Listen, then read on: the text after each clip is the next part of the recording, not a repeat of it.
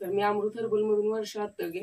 आत्ता आपण कोरेगाव मध्ये कविता यादव यांच्या घरी आहोत. आता यांना गेल्या महिन्यात गेले 3 महिने झाले आपण औषध चालू केलेलं आहे, मेडिसिन चालू केलेलं आहे.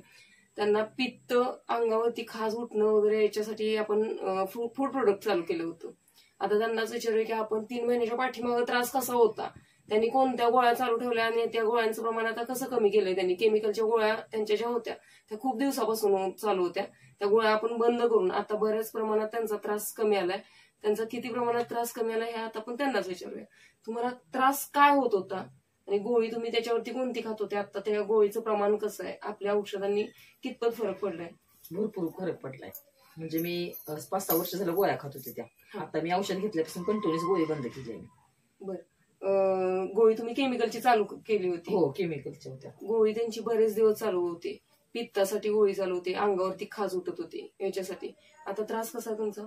आता खूप प्रमाणात कमी आले, म्हणजे चावायची खाज पूर्णपणे बंद आहे आता. हा आता आपला 4था महिन्याचा डोस आहे. हा, जसे तुमचे फंगल वगैरे कमी येत जातील ना, तसं औषध आपण कमी करत नेणार आहे. ठीक आहे.